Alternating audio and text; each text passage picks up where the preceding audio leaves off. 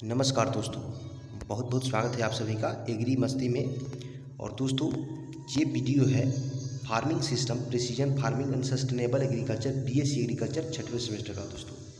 और दोस्तों, इस वीडियो में जितने प्रश्नों को शामिल किया गया है वो टोटली आपके सिलेबस आधारित प्रश्न हैं। तो दोस्तों, आप उन तमाम प्रश्नों को समझने के लिए वीडियो को अंत तक ज़रूर देखें। और साथ ही साथ दोस्तों, आप लोगों से एक छोटा सा रिक्वेस्ट, प्लीज़ आप लोग इस वीडियो को एक लाइक ज़रूर कर दें, ठीक है दोस्तों।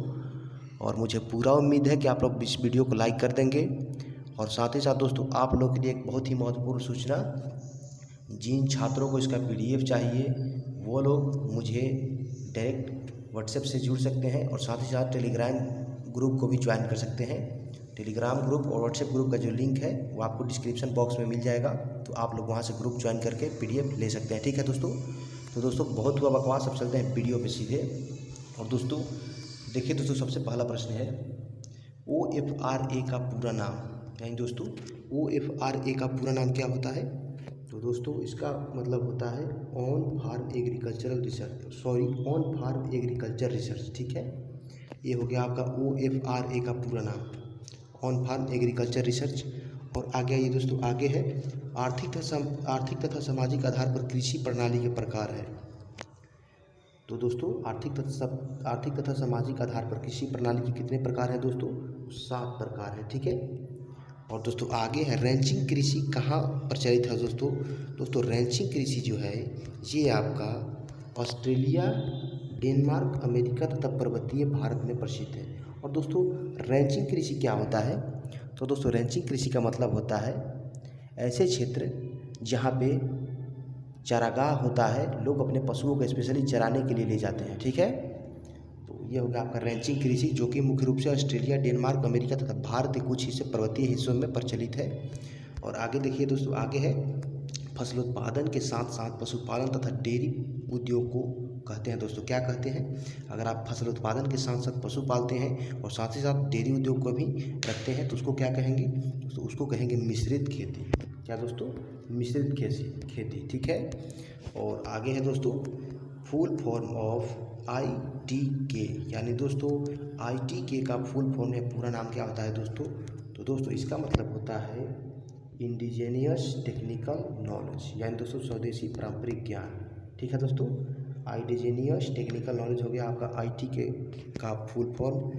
और आगे है दोस्तों विश्व में कितने खाद्य फसल हैं दोस्तों? तो दोस्तों, विश्व में कुल 3000 ऐसे फसल हैं जिसको खाया जाता है, ठीक है। और आगे है विश्व में कुल कितने खाद्य फसलों को व्यावसायिक रूप से उगाया जाता है? वैसे तो दोस्तों खाद्य फसल का संख्या 3000 है, लेकिन उसको कमर्शियल बेसिस पे कितने फसलों को उगाया जाता है दोस्तों? तो दोस्तों, कमर्शियल बेसिस पे मात्र 150 फसलों को ग्रो किया जाता है, उगाया जाता है, ठीक है। और आगे है भारत में प्रति व्यक्ति कृषि योग्य भूमि की उपलब्धता। दोस्तों, इसको जानना बहुत ज़रूरी है, क्योंकि दोस्तों बात ऐसा है, भारत का पॉपुलेशन लगातार बढ़ता जा रहा है, तो जाहिर सी बात है एग्रीकल्चरल जो लैंड है वो कम होते जाएगा। और दोस्तों उसी को बात जानते हैं। तो दोस्तों, भारत में जो दोस्तों पर व्यक्ति कृषि योग्य भूमि का उपलब्धता है वो मात्र 0.106%, यानी दोस्तों 0.106% परसेंट नहीं होगा दोस्तों, हेक्टेयर होगा, यानी दोस्तों 0.106 हेक्टेयर। सोच लीजिए, मात्र 0.1 हेक्टेयर जो है वो भारत में प्रति व्यक्ति भूमि की उपलब्धता है। और दोस्तों आगे है दोस्तों टिकाऊ कृषि। दोस्तों, टिकाऊ कृषि जिसको दोस्तों इंग्लिश में सस्टेनेबल एग्रीकल्चर बोला जाता है, और इस विषय का नाम है दोस्तों farming system, precision farming and sustainable agriculture. तो दोस्तों, आप लोग इस प्रश्न के माध्यम से, इस नोट के माध्यम से आप लोग समझें कि सस्टेनेबल एग्रीकल्चर आखिर होता क्या है, इसकी परिभाषा क्या है दोस्तों। तो मैं बताता हूँ। ये जो टिकाऊ कृषि होता है, जिसको इंग्लिश में सस्टेनेबल एग्रीकल्चर बोला जाता है, इसका परिभाषा कुछ इस तरह से है, सुनते जाइए ध्यान से। कृषि का वह रूप जिसमें भावी पीढ़ी के साथ संसाधनों को बिना क्षति पहुंचाए वर्तमान पीढ़ी के आवश्यकताओं की पूर्ति हो सके। यानी दोस्तों, इसमें कहा जा रहा है कृषि का वह रूप जिसमें भावी पीढ़ी के संसाधनों के नुकसान पहुंचाए बिना वर्तमान पीढ़ी की आवश्यक वस्तुओं की पूर्ति की जाए।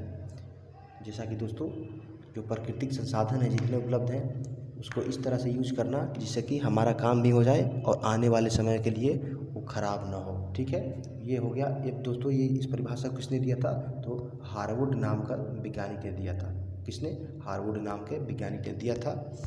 और आगे है दोस्तों, 1 हेक्टेयर मछली के लिए कितने बत्तख पाले जा सकते हैं दोस्तों। और दोस्तों मछली पालने के लिए बत्तख की क्या ज़रूरत है मैं बताता हूँ। ये जो दोस्तों कृषि प्रणाली है तो ये तो हो गया, इसमें इसी बात को पढ़ना है, एक फसलों के साथ दूसरा फसल उगाना, पशुपालन के साथ खेती करना। तो ठीक इसी प्रकार ये भी है, मछली पालन के साथ बत्तख पाले जाते हैं। तो 1 हेक्टेयर मछली के लिए करीब 300 बत्तख पाले जाते हैं। तो बत्तख इसलिए पाले जाते हैं कि जो बत्तख का बीट होता है वो उसको मछली अपने भोजन के रूप में प्रयोग करती है। और बीट का मतलब होता है दोस्तों जो उसका उत्सर्जित पदार्थ होता है, मल होता है, उसको मछली अपना खाना बनाती है। तो आगे देखते हैं दोस्तों। और आगे है दोस्तों, धान, मछली और सब्जी प्रणाली का विकास कहाँ किया गया। दोस्तों ये कृषि प्रणाली है, धान, मछली और सब्जी प्रणाली का विकास दोस्तों ये भवानी सागर तमिलनाडु में किया गया। ठीक है दोस्तों, कहाँ किया गया, जो धान, मछली और सब्जी प्रणाली है इसका विकास भवानी सागर, भवानी यहाँ पर ली लिखा हुआ है लेकिन ये भवानी होगा, भवानी सागर तमिलनाडु में किया गया था। ठीक है। और दोस्तों आगे है, सहकारी खेती कितने प्रकार के होते हैं, यानी how many types of cooperative farming. तो दोस्तों सहकारी खेती मुख्यतः 4 प्रकार के होते हैं। ठीक है, अब इन चारों प्रकार का नाम सुन लीजिए। पहला है दोस्तों सहकारी उन्नत खेती, दूसरा है सहकारी संयुक्त खेती, और तीसरा है सहकारी काश्तकारी खेती, और चौथा और आखिरी है दोस्तों सहकारी सामूहिक खेती। ठीक है। और दोस्तों एक बात और, आप लोग प्लीज़ कमेंट करके बता दीजिएगा कि आप लोग वीडियो कैसा लग रहा है, कि आप मेरे बताए हुए प्रश्नों को समझ पा रहे हैं या नहीं। ठीक है दोस्तों, तो आप लोग प्लीज़ एक एक कमेंट ज़रूर कर दीजिएगा। आप किसी तरह का सुझाव लेना चाहते हैं तो आप वो भी कमेंट में लिख सकते हैं। ठीक है, तो आप कमेंट ज़रूर कर दें। और लाइक तो भाई आप लोगों को करना पड़ेगा, इसलिए करना पड़ेगा दोस्तों क्योंकि आप लोगों के लिए बहुत ही चुनिंदा प्रश्नों को लाया जाता है।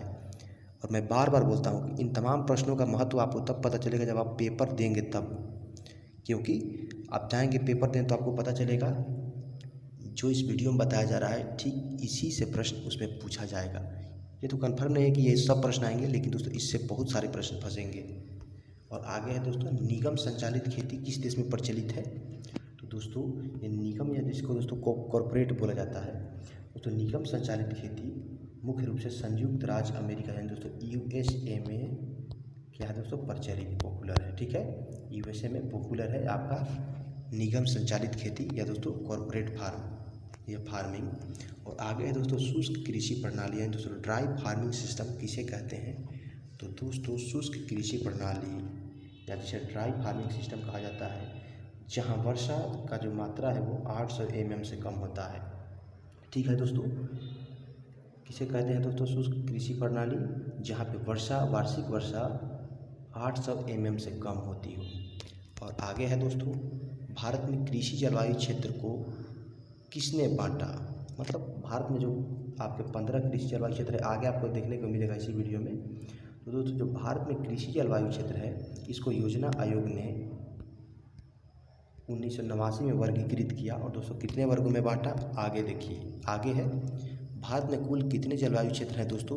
तो भारत में कुल 15 कृषि जलवायु क्षेत्र हैं, जिसको दोस्तों योजना आयोग ने 1989 ईस्वी में डिवाइड किया था या क्लासिफाइड किया था। ठीक है। और आगे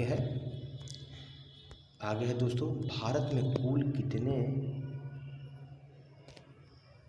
कुल कितने शस्य पारिस्थितिकी क्षेत्र हैं दोस्तों ये शस्य पारिस्थितिकी क्षेत्र क्या होते हैं। तो दोस्तों ये आपको फार्मिंग सिस्टम में महत्वपूर्ण रूप से पढ़ना है। तो आप लोगों से पूछा जा रहा है कि भारत में, यहाँ पे आप लोग देखेंगे तो आपको लग रहा होगा कि ये भास लिखा हुआ है, लेकिन ये भारत है। ठीक है, भारत में कुल कितने शस्य पारिस्थितिकीय क्षेत्र है दोस्तों।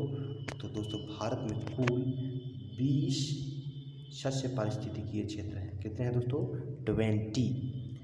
और दोस्तों अगर आप लोग इस वीडियो को यहाँ तक देख रहे हैं तो आप लोग कमेंट में बता दीजिएगा कि आप लोगों को ये वीडियो कैसा लगा। और दोस्तों इसी तरह के वीडियो देखने के लिए आप लोग इस चैनल को ज़रूर से ज़रूर सब्सक्राइब कर लीजिएगा। ठीक है, मिलते हैं फिर अगली वीडियो में, तब तक के लिए जय किसान और जय कृषि विज्ञान।